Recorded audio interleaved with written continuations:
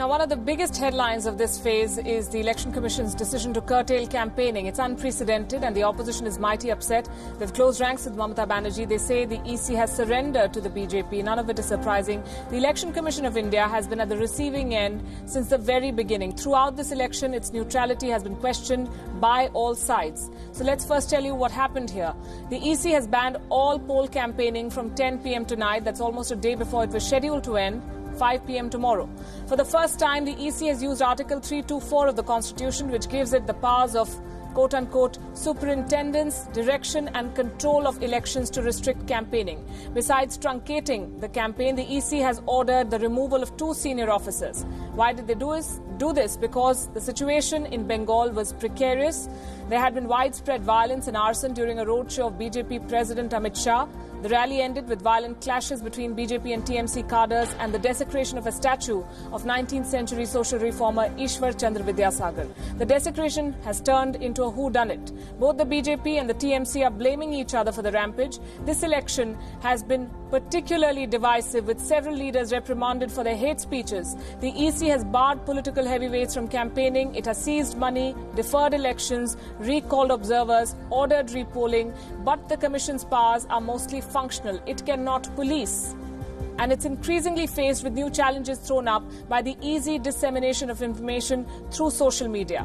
So what are the powers of the Election Commission? Well, it mainly has the administrative functions in the preparation of electoral rolls and the conduct of elections. The EC has powers under the Model Code of Conduct of 1960, but the Model Code, remember, is not a statutory law. It is not legally enforceable. It is at best a voluntarily agreed to document by political parties. The powers of the Election Commission trickle down from Article 324 of the Constitution.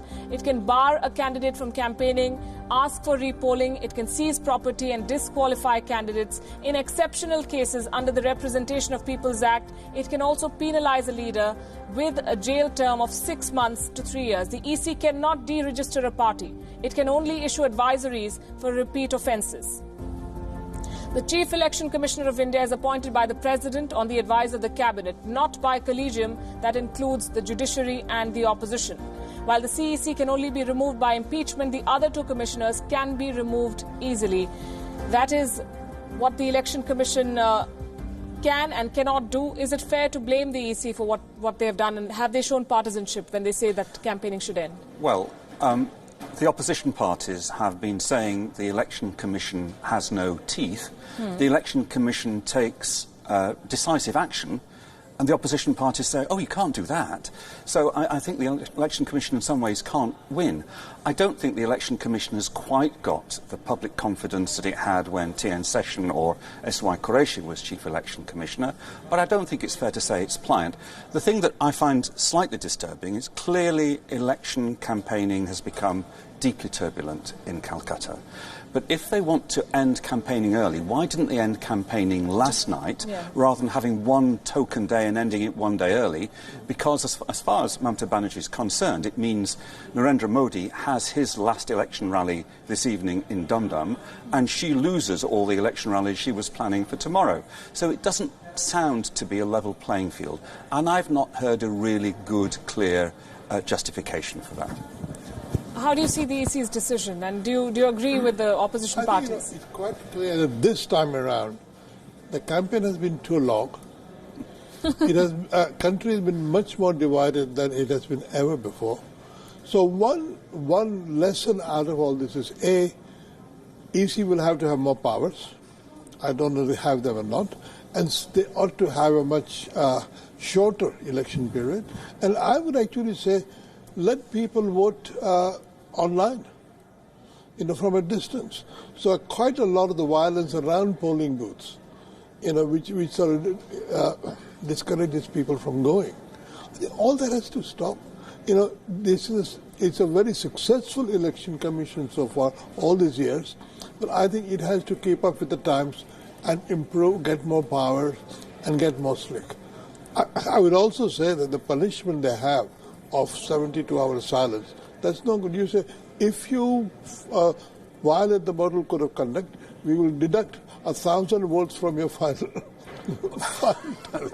You know, like they do in sports. But do you think the model code of conduct is a touch too restrictive, and it tends to protect politicians in cotton wool, and everybody keeps rushing to the Election Commission with one complaint or another? Which I think that basically the Election Commission should say, we register that you have violated. We don't want to hear your arguments. We will direct 1,000 votes from you and get on with it. Now that would be very effective. That is very effective in sports. Right. You know, you because show the a leaders yellow who card. make hate speeches or polarizing speeches know what they're doing. They're in full knowledge of what they're doing and that it's a violation, and yet they do it because there's only so much the Election Commission can do. Shikhar Mukherjee, how do you see the EC's decision to curtail campaigning in West Bengal for the last phase? I think it's absolutely clear that the EC should have stopped it if the reasons why it seems to have done it, then it should have done it yesterday. Why did it wait for Narendra Modi to have his 2 shows in West Bengal before declaring that from 10 p.m. today there will be no further campaigning? The fact of the matter remains that the EC has to be seen to be conducting free and fair polls. That is the bottom line. The EC is there to conduct free and fair polls. And by a decision of this nature, which has been questioned by everybody, including the common man in the street, the EC really is not emerging as an institution that can ensure free and fair polls. Having said that, let me also say that the EC has spent enormous resources to try and maintain peace and order in West Bengal to ensure that the elections are free and fair. And its capacity to have done that seems to be questionable. Now, why that is questionable is an answer that EC has to give, but somebody has to ask the question of them first. Let me also say that I'm hearing that the EC has issued extraordinary orders. In every time that an election is held in this country, there is a system by which all the rowdies and the antisocials are hauled in and held in detention. I believe that this time, instead of just hauling in the rowdies and the antisocials and the history she tells from in and around Calcutta and South 24 Parganas where the elections are being held, the Election Commission has decided that they will hold in detention some 10,000 people from across the entire state, meaning that they are apprehensive that there will be people who will be brought in by all the parties in this election from across the state to try and disrupt the electoral process. And if after all these arrangements on the 19th and between now and the 19th, there is any kind of violence, there is any kind of intimidation, will the EC take responsibility?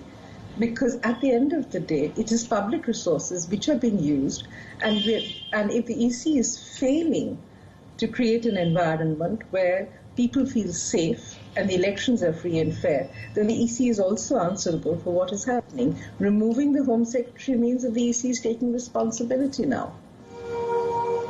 We have had very high levels of turnout in voting in West Bengal to date, so people do seem to feel that they're safe in casting their vote, judging by what's happened in the polling days so far. And I stand back and look in awe at the scale of the task facing the Election Commission, and broadly the success with which it does it. I think it is one of the most successful public institutions in the country. Indeed. When it gets blamed by all sides, they must be doing something right.